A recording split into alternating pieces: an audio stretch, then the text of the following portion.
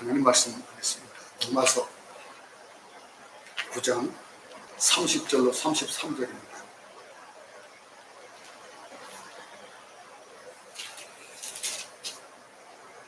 (30절부터) 33절까지 다 같이 한 목소리로 큰 소리로 합독하겠습니다. 시작. 그런즉 우리가 무슨 말을 하리요? 의를 따르지 아니한 이방인들이 의를 얻었으니 곧 믿음에서 난 의요. 의의 법을 따라간 이스라엘은 율법에 이르지 못하였으니 어찌 그리하냐? 이는 그들이 믿음을 의지하지 않고 행위를 의지합니다.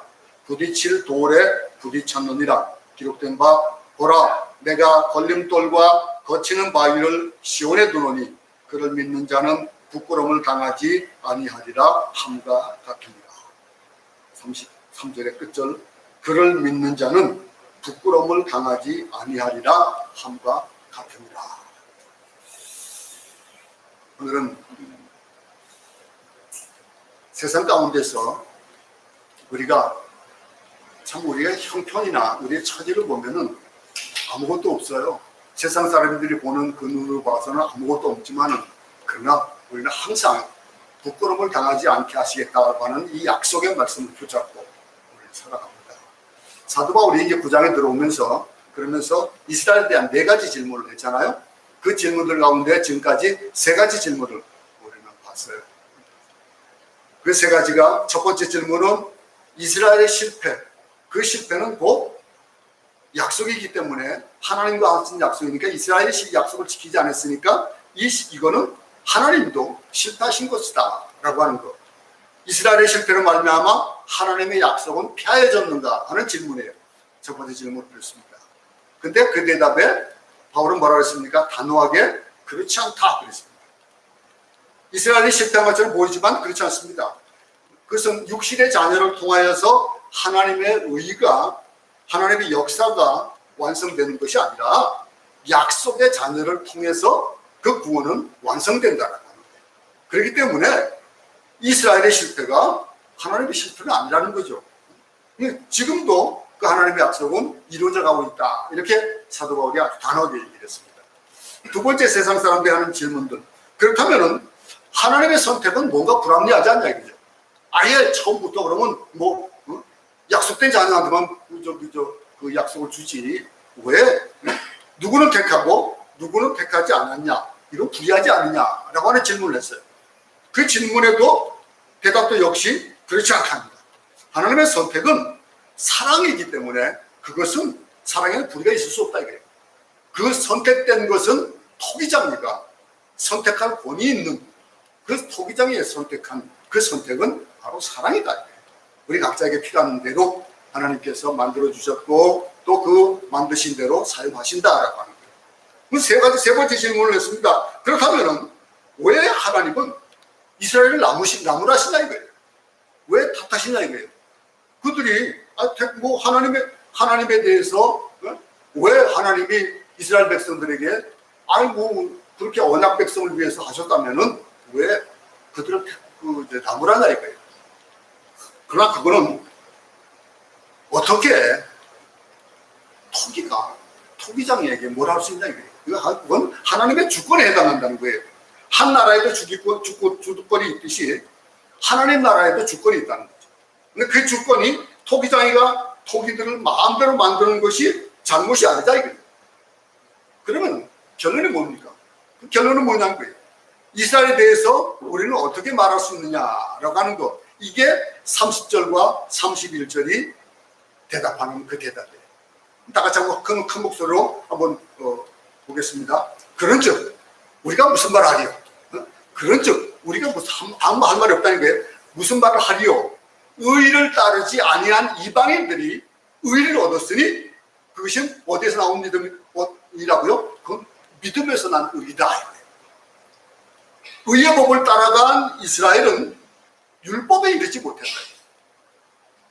이스라엘에 대한 결론은 상상을 초월한 무척 놀라운 것입니다.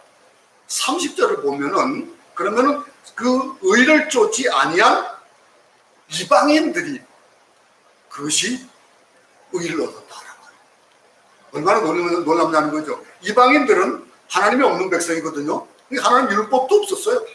그리고 말씀도 받지 못한 백성입니다.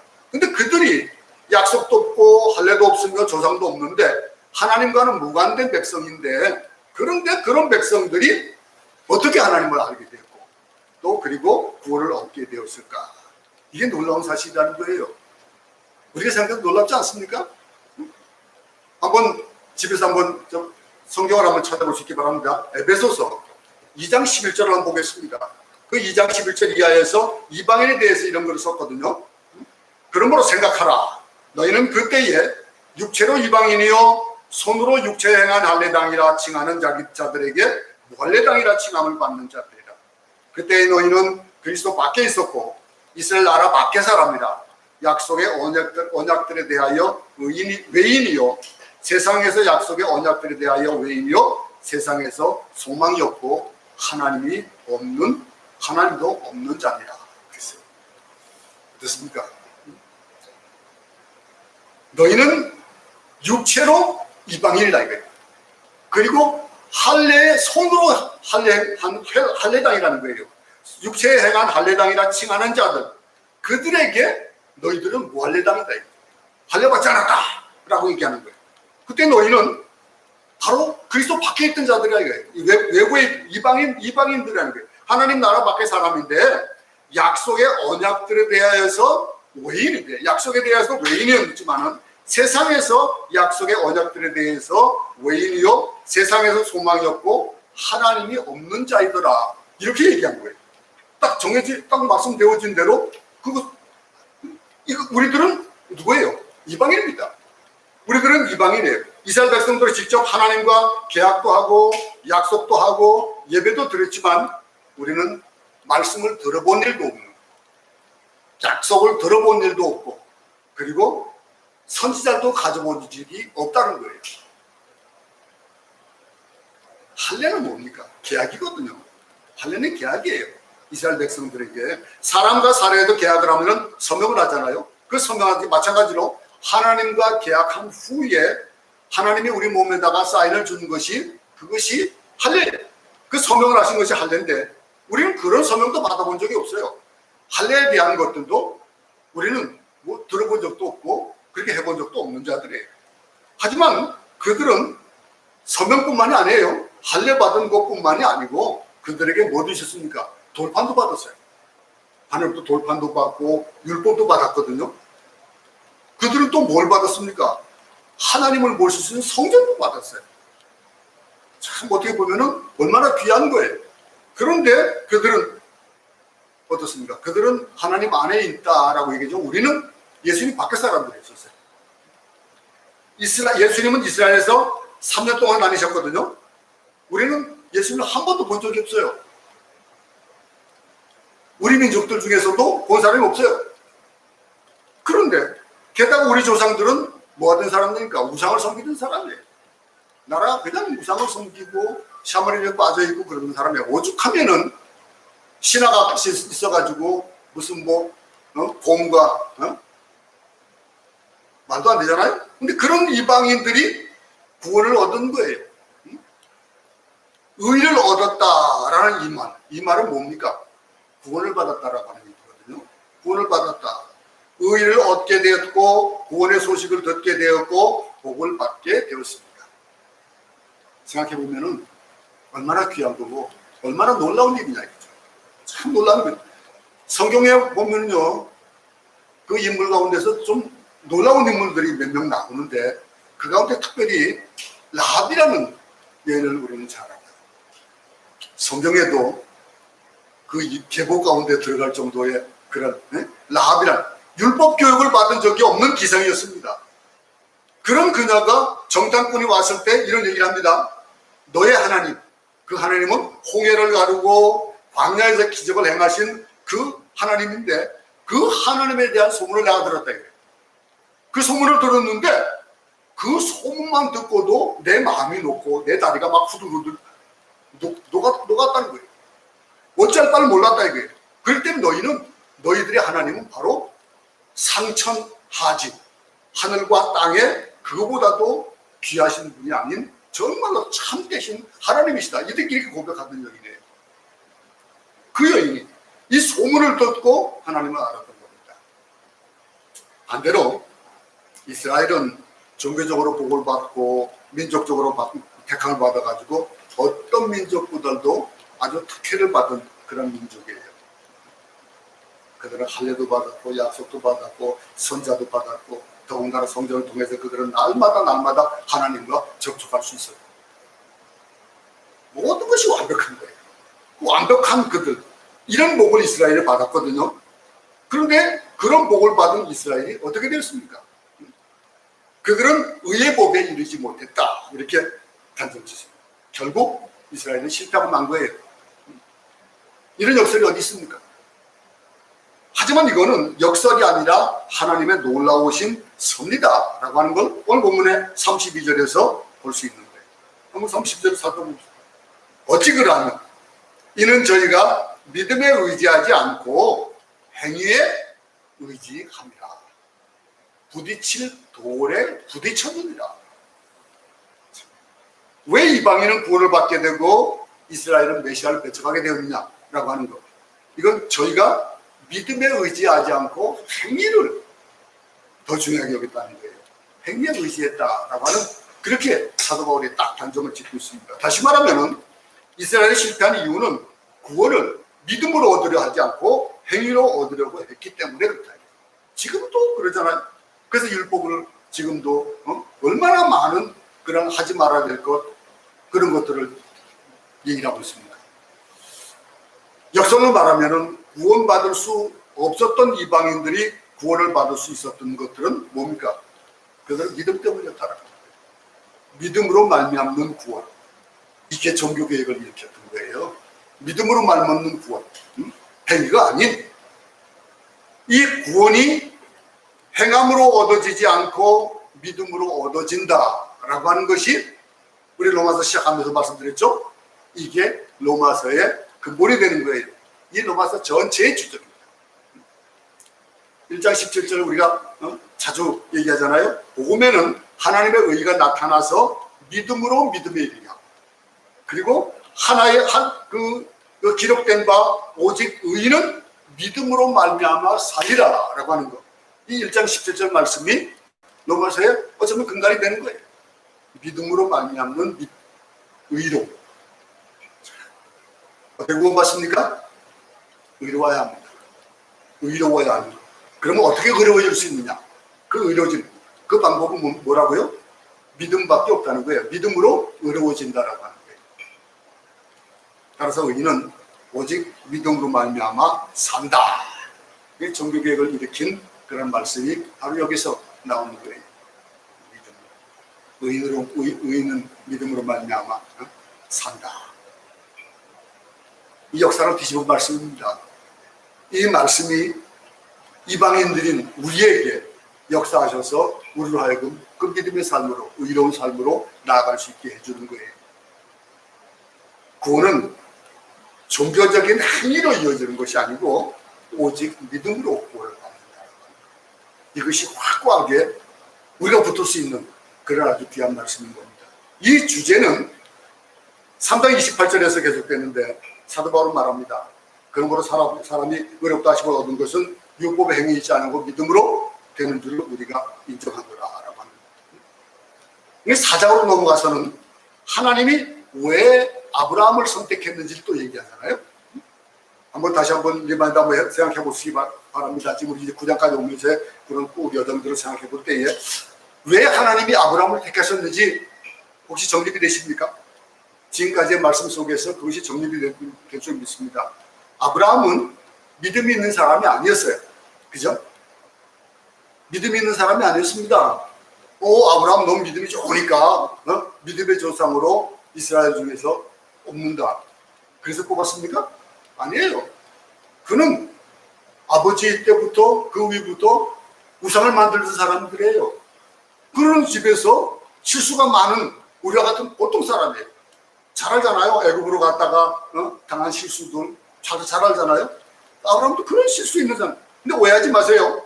아브라함에게 믿음이 있어서 하나님께서 아브라함을 택한 것이 아니라는 거예요. 마찬가지로 우리에게 믿음이 있어서 하나님께서 우리를 택하신 것이 아니다라고 하는 것을 알 수 있는 거예요. 우리는 믿음으로 말미암아 삽니다. 의인이 믿음으로 말미암아 산다는 말씀 따라서 우리는 이방인에게 주어진 이 믿음으로 살아가요. 그런데 우리가 믿는 이 믿음을 보고서 하나님께서 의롭다 하시는 것이 아니고 우리에게 그 주어진 것들 속에서 하나님께서 믿음이 없는 우리를 불러주셨다라고 합니다. 불러주셨고 그 불러주셔서 믿음의 사람으로 만들어 가시잖아요. 모든 역경들 속에서. 그럼 만들어 가시고 나서 그러고서 우리는 뭐라고 합니까? 너 믿니? 나를 믿는구나 라고 얘기해 주시는 거예요. 믿음조차도 주셔놓고 그런 하나님이세요. 그게 얼마나 감사합니까? 근데 그러면 그렇다면 왜 아브라함을 왜 믿음의 조상이라고 부르냐는 거예요. 왜 그럴까요? 왜 그렇게 믿음의 조상으로 부를까요? 그 이유는 아브라함에게 있지 않습니다.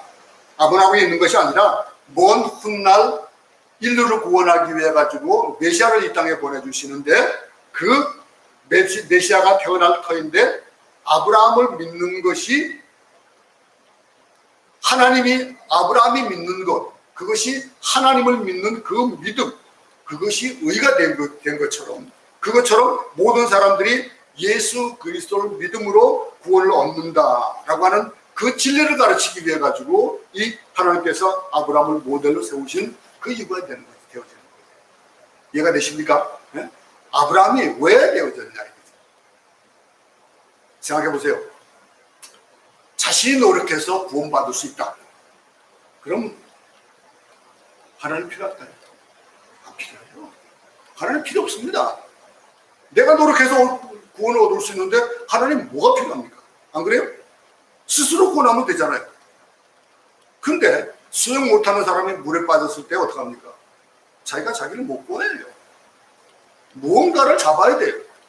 무언가를 잡아야 되듯이 우리 구원은 그보다 더한 거잖아요. 인간에게는 구원이라는 말 자체가 없는 거예요. 따져보면. 영생도 마찬가지죠. 우리가 할 수 있는 어떤 것들도 없는 거예요. 만약 인간에게 영생이 있다면 그냥 오래 살면 되죠. 안 그래요? 영생이 있다면 오래 살면 되는 거예요. 거기에 대한 방해되는 것들이 있다면 내가 조심하면서 오래 살면 되는 거예요. 어떤 사람도 건강하게 100세 넘게 살고 그러잖아요. 그럼 그냥 열심히, 아마 저는 육체 나이를 지금 따져본다면 아마 80세 정도밖에 정도가 될 거야 아마. 운동을 안 하니까. 그런데 제 또래에 있는 사람들 중에서도 막 근육이 이렇고 하는 사람들 보면은 얼마나 몸을 잘 관리해요. 그런 사람들은 육체 나이를 재보면은 그러면 60대가 되느니 어쩌니 그런 얘기 하잖아요. 70대인데도 60대가 되어지고 그러거든요. 마찬가지로 영생도 마찬가지예요. 근데 영생이 있다면 내가 조심하면 되는 거예요. 얻으면 되잖아요. 그렇듯이 구원은, 진정한 구원은 내가 할 수 있는 것이 아니라는 거예요. 이해가십니까? 구원은 그렇다고 또 사람으로부터 올 수도 없는 거예요. 모든 사람이 죄인이기 때문에 그렇습니다. 죄인을 구원할 사람은 죄가 없어야 됩니다. 위대한 사람은 많습니다. 하지만 위대한 사람일지라도 구원자가 될 수 없다라고 하는 것은 그 스스로가 죄인이기 때문에 그런 겁니다. 구원에는 중요한 두 가지 요구사항이 있어요. 첫째는 내 밖에서 나를 구원하러 와야 된다. 내가 자신이 나를 구원하는 것이 아니고 밖에서부터 나를 구원해야 된다라고 하는 것이 그 조건이에요. 또 한 가지는 인간은 모두 다 죄인이니까 인간이 구원할 수 없다는 거예요. 그럼 다른 말은 뭐예요? 절대자라야만 구원할 수 있다. 그래서 하나님이 필요한 거예요. 우리가 할 수 없는 거. 구원은 돈으로 살 수도 없습니다. 당연한 거예요. 또 지식이나 어떤 행위를 얻을 수 있는 것도 아니에요. 구원은 절대자가 조건 없이, 왜냐하면 절대자가 우리에게 구원을 주기 위해 가지고 내가 할 수 있는 것이 아무것도 없으니까 내 것을 아무리 다 줘봐야 절대자가 가지고 있는 것과 비교할 수 없잖아요. 그러니까 아무리 물질을 많이 주고 뭘 줘도 해당되는 것이 없는 거예요. 조건이 되어줄 수가 없는 거예요. 이게 바로 구원입니다.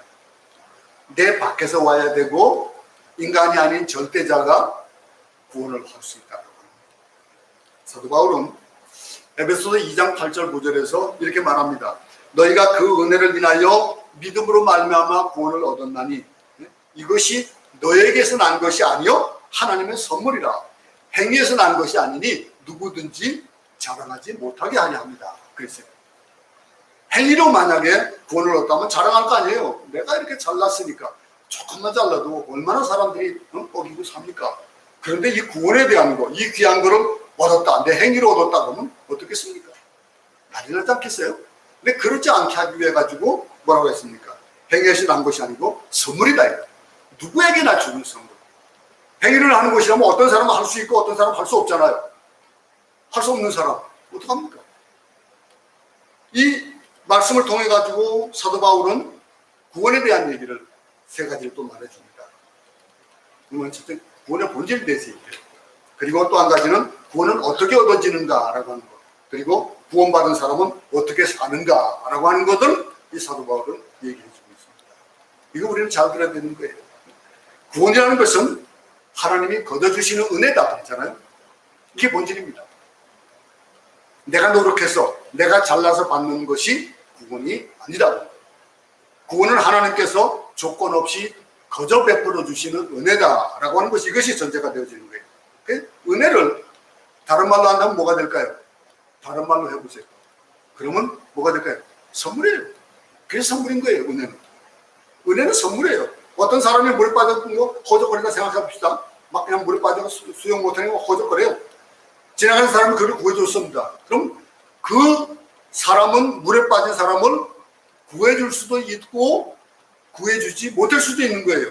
네? 하지만 구해줬다. 그러면 뭡니까? 그거는 전적으로 구해준 사람의 의사에 따르는 거예요. 물론 인류 도덕적으로 한다면은 마땅히 구해야 되겠죠. 그죠? 마땅히 구함을 받았다 하더라도 그랬다 하더라도 그거는 구함받은 사람에게는 은혜예요. 구하고 안 구하고는 그 다른 사람이 내가 아닌 다른 사람이 하는 일이에요. 이렇듯이 하나님은 우리를 구원하시기 위해서 당신의 독생자 예수 그리스도를 무조건 십자가에 못 박혀 죽게 했습니다. 한번 예를 한번 들어봅시다. 한 소년이 있습니다. 물에 빠졌습니다. 근데 수영 못하니까 어디 허적거리다가 물을 잔뜩 먹어가지고 기절했어요. 그 옆에 조그만 고깃발이 쌓아가지고 고깃발 향해서 막 가다가 그냥 기절했어요. 그런데 그 고깃배에는 사공이 반대편에서 낚시를 하고 있었던 거예요. 그 뒤에서 오고 있는 것도 모르고 있었던 거예요. 네? 그러다가 어떻게 하다가 이게 지금 그 안으로 고깃배 있는 뒤 안으로 이렇게 빠져들게 됐어요.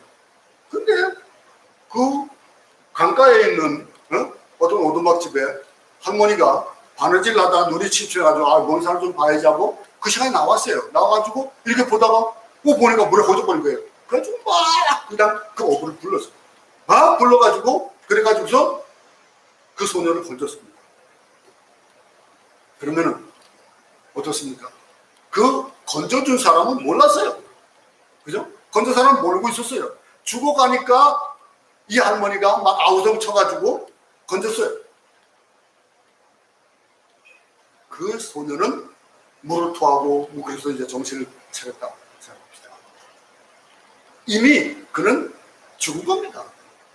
만약에 그 할머니가 못 봤다면 어떨까요? 죽은 거예요. 그저 고깃배가 있었고 어부가 거기 있었어도 그건 끝난 거예요. 그 인생은. 그죠?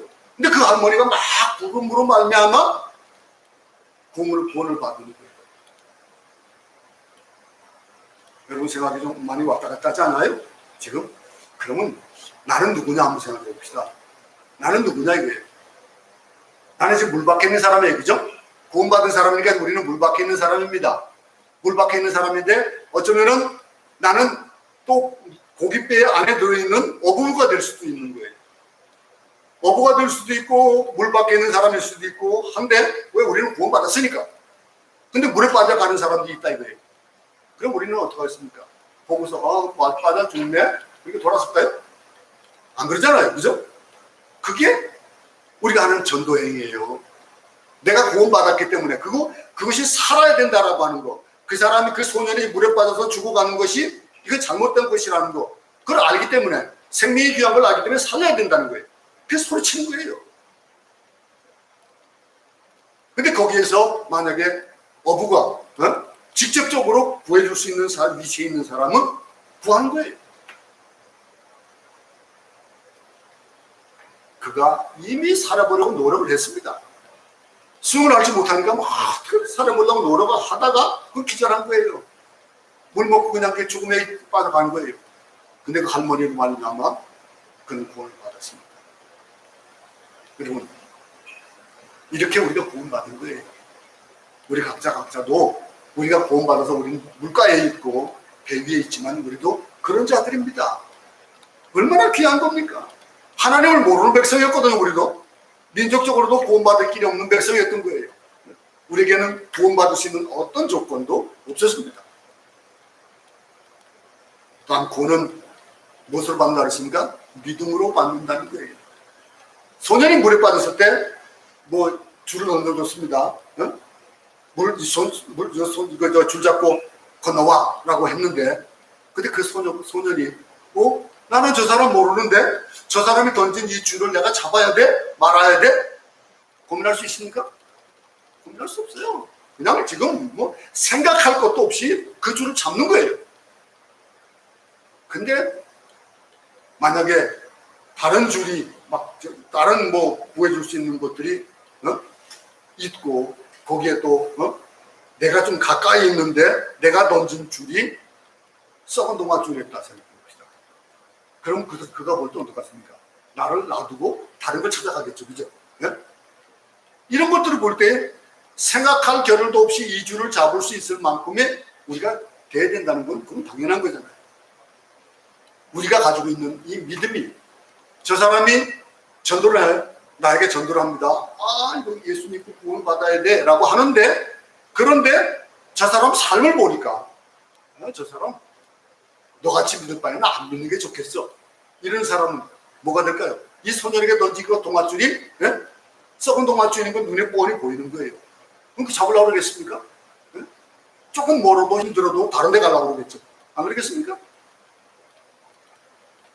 은혜를 베풀 때 잡아야 되는 거, 그건 당연한 거예요. 잡지 않으면 그것은 나와 아무 상관이 없는 겁니다. 줄이 없든지 잡지 않든지 그러면 어떻게 됩니까? 그건 없는 거예요. 세상에는 이렇게 썩은 동아줄로 잡으려고 하는 사람들이 많아요. 그건 돈이고 명예고 지위고. 그런데 우리가 던지는 이 동아줄들은 너무 튼튼한 거잖아요. 그걸 우리 삶으로 보여줘야 되는 거예요. 그래야 그들이 우리가 던진 줄을 잡고 올 수 있다라고 하는 거예요. 근데 그것이 우리에게 주어진 것이 내가 어떻게 해서 얻는 것들은 아니라는 거예요. 하나님께서 나의 뜻과는 상관없이 예수님 보내주셔서 십자가에서 죽게 하셨습니다. 다시 말하면 나를 위한 구원의 줄이 던져진 거예요. 나는 그걸 잡아야 되잖아요. 당연히 잡아야 되는 거예요.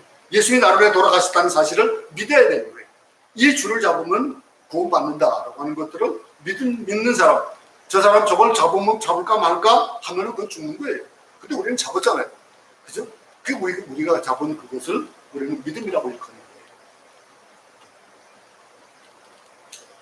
이렇게 구원받은 나를 구해준 그 구원자에게 어떻게 해야 될까요? 조그마한 것들도 감사함으로 보답을 하는데, 우리는 우리 삶 가운데서 얼마나 하나님께 감사를 하는 것을 합니까? 이 구원의 감격이 우리에게 흘러넘쳐야 되는 거예요. 이 구원의 감격을 가지고 살 수 있기 바랍니다. 잊어버리면 안 돼요. 우리가 이 구원을 잊어버리면 안 되는 거예요. 구원은 선물이라고 그랬습니다. 그 선물이 얼마나 귀한 거예요. 내가 노력해서 얻는 것은 선물이라고 할 수 없습니다. 지난번에도 말씀드렸지만 돈으로 살 수 있는 거는 귀한 것이 없어요. 그것보다 더 귀한 것이 만들어지니까.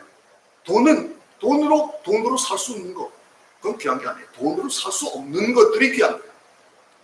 그 쉽게 생각해서 우리 주위에 있는 골동품을 봐도 그래요. 돈으로 아무리 억만금을 주고 살려도 살 수 없는 것들도 많잖아요. 그죠? 그런 것들은 귀한 거예요. 귀한 것이라고 치부가 되어지는 거예요. 그래도 그게 천정부지는 막 솟아오르잖아요. 만약에 한 30년 동안, 뭐 40년 동안 이렇게 새빵살을 하던 사람이 있다 칩시다. 이 새빵살을 살던 사람에게 작은 한 15평짜리 아파트가 주어졌다고 생각합시다. 그 사람 좋아할까요? 안 좋아할까요? 15평이야 이거. 그러겠습니까? 아마 그 사람은 거기 이사 가게 되면 밤에 잠을 못 잘 거예요. 내게도 집이 있다. 집 없는 사람, 그 서름을 아는 사람들만 아마 이 얘기가 좀 이해가 갈 겁니다. 여러분 가운데 집이 큰 대호 같은 집이 있어가지고 안 와닿는 분도 있겠지만은 그는 15평이면 어떻고 10평이면 어떻고 내 소유의 집이 있다. 벽도 만져보고 바닥도 만져보고 아마 잠을 못 잘 거예요. 아마 그 자기 이름으로 등기가 나왔다 그러면 등기서 쳐다보면서 막 감격해할 거예요. 우리 초창기에 선교지에서 처음 이제 선교지에 와가지고 우리 이제 같이 도움받은 지금 그 한국에 들어가 있는 네벌 선교사님, 그 선교사님 저보다 차를 먼저 사셨어요. 오셔가지고 우리 2년 동안 차를 못 가지게 돼 있었거든요. 그러니까 선교 훈련 동안에는 대중교통을 사용을 해야 되는 거예요. 대중교통을 사용해야 현지인들의 그 생활을 알고 하기 때문에 2년 동안 차를 못 가지고 있었고, 물론 그때는 다 그냥 번금을 하고 안 타라서 돈도 없었어요. 그래서 우리는 차로 좀 늦게 가졌는데 그 선교사는 좀 먼저 가지게 된 거예요. 뭐 하는 줄 알아요? 베개를 사가지고 차 안에 들어가가지고 붓고 매일 차를 닦는 거예요. 근데 차를 닦고 나서 선교지 한번 가면은 산에 가야 되니까 우리는 산에 다니잖아요. 산에 한번 가고는 그냥 나무가지 기세가 막 나는 거예요. 그걸 갖다가 막 그냥 왁스 가지고 닦고 그러는 거예요. 그게 좋아요. 그러니까 안 좋네. 나도 좋더라고. 나중에 차로 그 사모님은 좋더라고요. 물론 이제 선비 나오기 전에 뭐 차가 있었습니다만서도 내가 없던 것들이, 내가 집이 없던 사람이 집을 얻었다. 이 구원의 감격이에요. 근데 하나님은 이 15평짜리가 아니라 영원히 살 천국의 그 집을 우리에게 주셨어요. 영원한 집을 우리에게 주신 거예요. 따라서 구원받은 사람은요 자랑하지 못합니다. 교만하지 않습니다. 뽐내지도 않고요. 구원받은 자는 자기 주장이 많지 않은 거예요. 왜냐하면 내가 잘나가지고 이런 것들을 얻은 것이 아니기 때문에. 구원받은 사람에게는 눈물이 있는 거예요. 감격이 있는 거예요. 근데 이스라엘 백성들은요 이토록 놀라운 구원을 믿음으로 받으려 하지 않고 하나님께 받은 복을 받았음에도 불구하고 행위를 얻으려고 하는, 율법으로만 막 그냥 지키려고 하고, 이 사실 이스라엘에게는요 하나님께 복을 받은 것이 어쩌면 더 문제일지도 몰라요. 이방인들은 오히려 아무것도 받은 것이 없어서 구원을 받은 거예요. 아무것도 안 들어있으면요 그릇이요 어떤 것을 담아도 담을 수가 있는 거예요. 그런데 만약에 그 안에 들어있는 것이 뭐가 있다면은 조금 남아있던, 많이 남아있던 그 안에 들어있는 그것만 받는 거예요. 다른 걸 넣을 수가 없는 거예요. 왜? 섞이면 안 되니까. 근데 빈 그릇에는 좋은 것도 담을 수도 있고 나쁜 것도 담을 수 있고 얼마든지 담을 수 있는 거예요. 하나님께 받은 복, 그 많음에도 불구하고 행위로 얻으려고 했던 그 이방인, 그 이스라엘 백성들. 이방인들은 오히려 아무것도 없으니까 정말로 얼마나 감격하고 얼마나 그래서 구원을 받기가 정말 쉽습니까? 좋습니까? 율법도 없고 말씀도 없고 선자도 없으니 이 이방인의 마음은 가난한 거예요. 그 가난한 마음, 무엇이든지 소위 있다 하는 사람들이 더 교만합니다. 뭐 가진 사람들이 더 목에 뻣뻣해요. 하나님은 마음이 가난한 자를 사랑하신다라고 합니다. 하나님 앞에 내세울 것 없고 부끄럽기만 한 그런 사람을 사랑하시는 그 하나님의 사랑이 얼마나 귀한 것인지 깨달아 아는 거예요. 이스라엘은 가진 것이 너무 많은 거예요. 소유는 사람을 불행하게 합니다. 물론 모든 것들이 다 그렇지 않죠. 받은 것에 대한 것, 가지고 있는 것에 대한 감사를 알 줄 아는 사람은 그걸 가질 만한 가치가 있는 사람이에요. 많은 것을 가졌다 하더라도 그 마음은 가난해져야 되는 거예요. 내 것이라고 주장하지 않고 건강도 지식도 자녀도 모든 것들을 하나님이 주신 것이라고 연결시키는 사람, 그런 사람이 그걸 가질 만한 그런 자격이 있는 사람인 거예요. 그런데 마음의 평화가 있는 거예요. 내 것이라고 생각하는 그 순간 마음은 불안해집니다. 이걸 뺏길까 봐. 내 것이라고 생각하니까 뺏길까 봐 불안한 거예요. 그래서 막 담장을 높이 쌓고 전기줄을 끊고 그러는 거예요. 이스라엘은 하나님을 자신들의 전유물이라고 생각하고 이스라엘은 율법으로 행위로 구원받으려 했기 때문에 그들이 소유한 많은 종교적인 혜택, 종교적인 전통 그걸 가지고 하나님을 독점하라고 하는 거예요. 그래서 선민의식을 가지고 했던 거예요. 우리는 성경을 보면서 잘 알잖아요. 그 참권에 이를 수 없었던 거예요. 바리새인들은 하나님께 이렇게 기도했습니다. 하나님, 저는요 일주일에요 정말로 일주일에 한 번씩 금식하고요, 그리고요 안식일도 지키고요, 헌금도 많이 내고요, 11조도 내고요 합니다. 또 그들 소리 내면서 기도합니다. 기도하고 뭐 기도할 때 모양도 아주 얼마나 우아하게 손을 들고 막 기도하는 거예요. 율법을 외우고 뭐 그대로 행하면 구원받는 거 생각하니까 그렇게 삽니다. 그게 잘나는 줄 아는 거죠. 근데 죄인은 어떻습니까? 바리새인처럼 기도하지 못하는 거예요. 정말로 너무 부끄러워가지고 성전 부채에 가지도 못하고 고개도 못 들고 그 헌금도 하지 못하는 거예요. 그런 속에서 하나님, 저는 정말로 세리와 같은 자 아닙니까?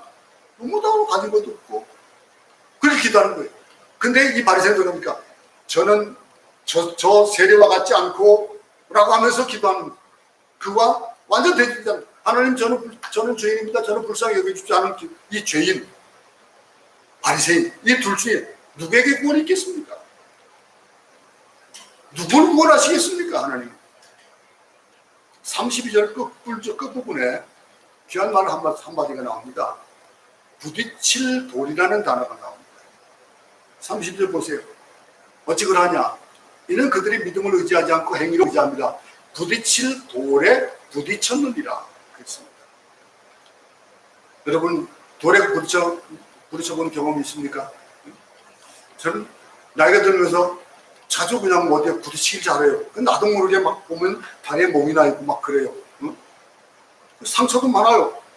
여기는 좀 나았는데 오늘 아침에는 또 집에 오래 되놓으니까 수도가 터져가지고 막 그거 고치다 보니까 막 온데에 막 상처가 나는 거예요. 응? 어디 부딪히고 이 책상 모서리나 돌 같은 데 부딪히고 아마 그런 부딪힐 때 아파하는 그런 경험이 아마 없지 않아 있을 겁니다. 여러분, 율법으로 신앙생활을 하는 사람은요 돌멩이에 부딪힌 사람과 같은 거예요. 봉사도 헌금도 합니다. 하지만 마음에 평화가 없는 거예요. 부딪히는 거예요. 더욱 열심히 종교적인 행위를 합니다. 그런데 종교적인 행위를 하면 할수록 신앙이 없어지는 거예요. 더욱더 불안해지는 거예요. 자꾸 돌에 부딪혀요. 자꾸 상처를 얻어요. 여러분, 우리는 믿음으로 나아가기 바랍니다. 믿음으로 나가는 자들이 되어야 됩니다. 그렇게 하려면은 신앙생활이 편안할 수밖에 없는 거예요. 믿음으로 나가면은 다 맡긴 자라니 다 맡겨보세요. 얼마나 좋은지. 내가 모든 것을 다 하려고 하는 사람은 힘들어요. 그런데 그걸 분업해서 다 나눠서 각자에게 맡겨진 데를 맡겨줘 놓으면 자기 거 맡은 게 하면 얼마나 쉬운지 몰라요. 예수를 처음 믿을 때는 전부 믿음으로 합니다. 믿음으로 살아가요. 근데 한 3년 믿고 하다 보면 어떻게 됩니까? 점점 모두 율법적 사람이 돼가는 경우가 참 많아요. 여러분, 운전을 뭐 해보실 겁니다. 가장 사고가 많이 나는 때가 1년 정도 조금 지나면은 사고가 많이 난대요. 왜냐면 어느 정도 이제 좀 나 좀 운전 잘한다 라고 하는 생각할 때이기 때문에 그렇게 되는 거예요. 신앙생활을 오래 하면 할수록 관계가 불편한 사람들이 참 많습니다.